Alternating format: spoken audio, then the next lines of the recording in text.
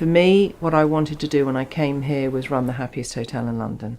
It's an important part of my psyche that my team is really happy. And by running a happy team, I believe the guests feel it. And I want to run happy, confident team members that are the best version of themselves, that are delivering the best service they can to the guests.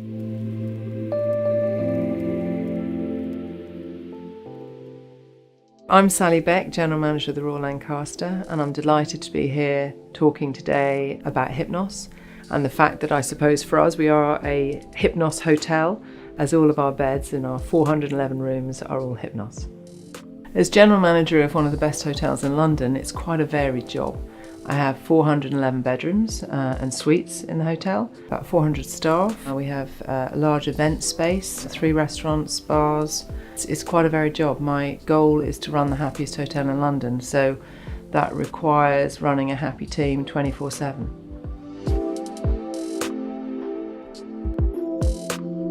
I think in hotels we all have to remember we're actually in the sleep business. That's what we do.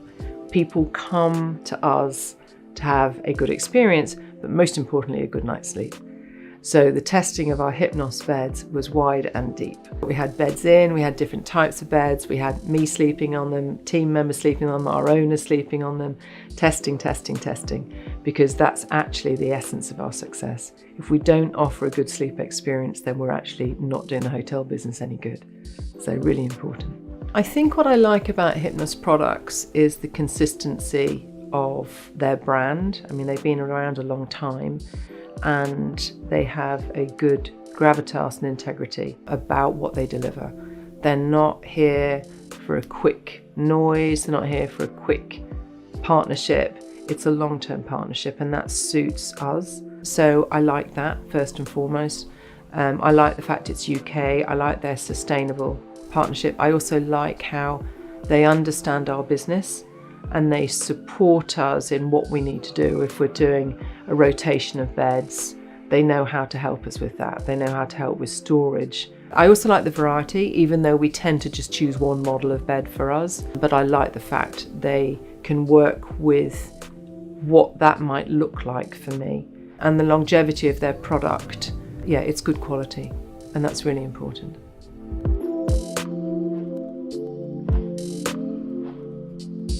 I think the customer experience over the last few years has really changed. I think social media has made a big difference in the way hotels are perceived. You know, when I started my career, I was in sales and marketing, and I would position what I wanted the hotel to look like. That's gone. You know, I can't control the content. The content is now from our guests to other guests. So it's a very authentic experience now. Whether we have people that are Instagrammers or TikTokers or LinkedIn communicators, it's their content and it's them telling the world what they think about our experience. So it's a much more authentic one. You can't hide. Either you deliver good, consistent service or you don't, and you will get caught out. You can't pretend who you are anymore, and I think in the past you possibly could. I think it's a good thing. I think it means that the guest is king. Yeah, they need to be listened to, we need to listen, and we need to make sure that we adapt our service accordingly to what their experiences are, you know, what they're wanting to experience. I think the secret of our success is that personality that we feel we can deliver. We're one of the very few independent hotels in London. Most hotels in London tend to be brand or chain owned, and that takes away a little bit of independence. The joy that I have here is that, you know, we're owned by a Thai family. There's ourselves, our sister hotel, the Landmark, sister hotel K West. We're allowed to be the very best that we can be with our personalities. For me, what I wanted to do when I came here was run the happiest hotel in London. It's an important part of my psyche that my team is really happy. And by running a happy team, I believe the guests feel it.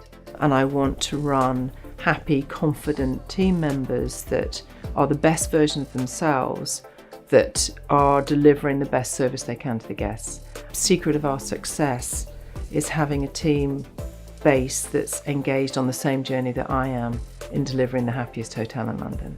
When I came here, we were at 272 on TripAdvisor.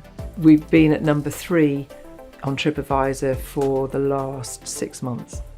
For a big hotel in the capital, that's quite an amazing statement, so we're really pleased. This happiness piece that I talk about for the hotel, it's about inclusion and diversity. I have about 47 different nationalities in the hotel, and that's 47 different cultures, 47 different languages or ways of thinking. And all of that probably represents a lot of the 47 different nationalities we might have from our guests coming in.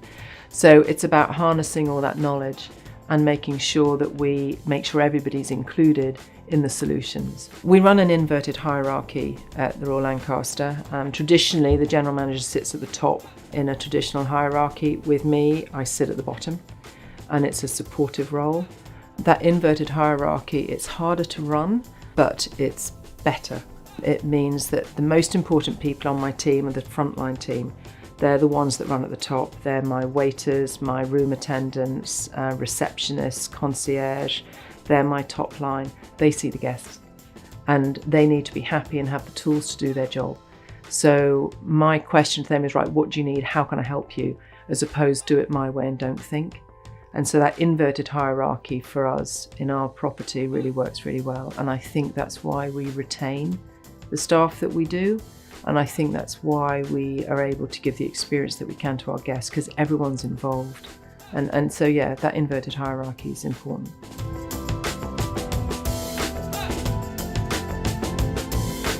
Product design is really important. I mean, I started in our hotel in 2012 before we embarked on a monster renovation and redesign of the property.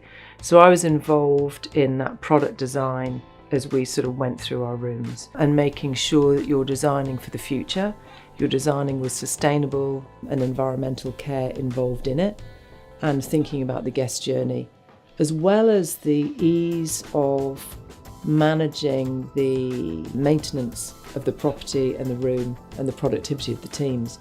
So it's a really important part of the journey within hotels. Our bed bases and our mattresses are with Hypnos. We went through quite a rigorous procurement process before deciding on Hypnos. We really liked the fact that they were UK based. That was quite important for our sustainable piece. We really liked the additional service they gave us in terms of, we were doing the renovation while we were alive. So we had a transfer of old beds to new beds whilst being in a live building, half the hotel being out, half the hotel being in. There was a logistical process in that, which Hypnos worked with us right from the start, which was great. And I like the flexibility of what they're able to offer us.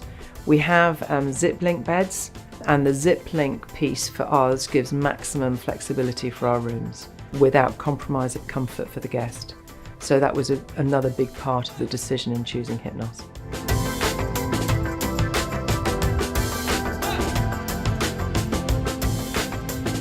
Main issues that are happening within hospitality in the UK today is staff shortages. We've actually kept a team, and we have a good reputation as a great employer in London. So our issues aren't as acute as some people across the capital, but we're trying to be creative. Through the summer, I have a very solid team actually, and the team need to take holiday through the summer, which means I need to make sure that I've got extra cover. We worked with local colleges and universities. When I say local, actually, they weren't that local. We had some from Scotland. But we looked at students that are doing catering and hospitality and offered them summer placements where there's working with a local hostel nearby to do live-in accommodation. So that's been quite creative. But there's recruitment issues, there's also retention issues. And I think being a good employer is really important. So those are some of the issues that we're dealing with at the moment. It's getting better. As London's now recovered business-wise, team members are coming back from Europe who have the right to settle in the UK now that they know they've got regular employment. So it's getting less acute than it was. I believe in development of team members, and the apprenticeship programme that we run in our hotel is quite broad. I think apprenticeships are a really good way for team members to sort of learn while they're earning. So for us, it's really good a retention tool. And it's also great that you get the development of your team members to then add value back to the hotel.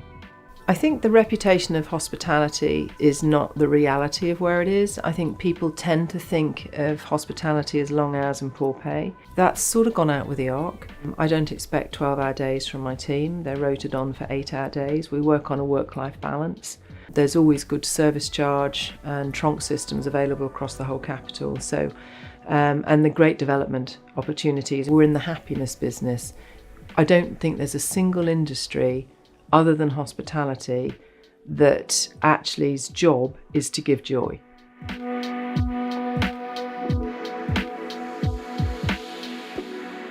The Hotels for Trees is a brand new initiative for us, and it was brought out by a couple of guests actually asking me, how can I say I don't want service? You know, in my own home, I'm happy to make my own bed, I'm happy to hang my own towels, and I don't need my towels changed every day. And we thought, okay, how do we do this? Because Do Not Disturb doesn't do it. Because once that Do Not Disturb's off, we'll then make the bed and we'll do it all for you. And we came across a company called Hotel for Trees, which is another little hanger. You just hang it out when you do or don't want service. If you choose not to have service, we will then just not enter your room at all and won't give you service. We might refresh the water and refresh your minibar, but we wouldn't service the room for you. And we would then plant a tree in recognition of you not wanting service. We've literally just started it. And we think it's a nice initiative. It's been going out in Europe now for the last 2 or 3 years, and we thought it'd be worth a shot to see if our guests want to do that. So I'll have to let you know whether it works or not. When we were in the middle of the renovation, I had got old beds and then I was bringing back new beds. Hypnos was able to help us with that, to make sure that they were rotating in line with what our numbers were. So I didn't have a whole load of beds that I was storing while I was trying to move the other ones, and they took all of the old stock and they broke it all down and nothing went to landfill.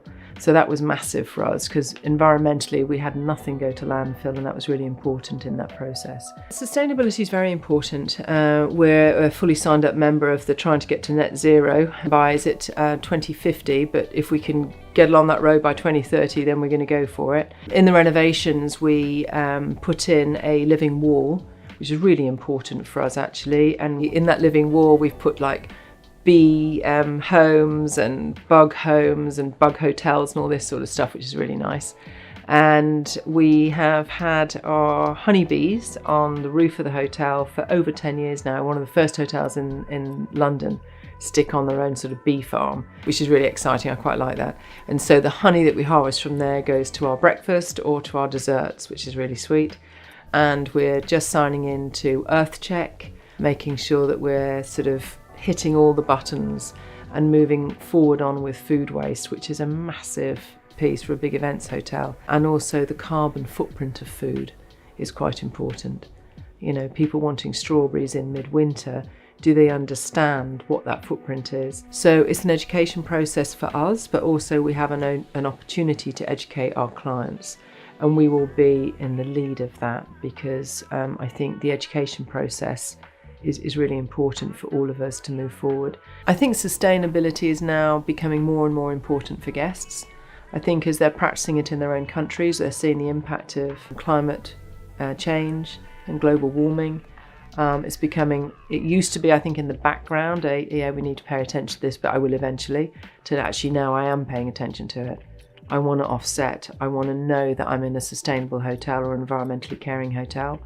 We took away single-use plastic bottle water for our guests years ago, and we actually put in carafes of tap water. The tap water in London is probably the safest to drink across the world. It's filtered, I think, filtered and done, I think, 7 or 11 times or something ridiculous. But there's a mentality that people think, oh, I can't drink tap water in hotels. And I don't know where that comes from, because you can in England. So we've got these beautiful carafes that we fill and we say, this is London tap water, it's completely safe, please refill and use as much as you like.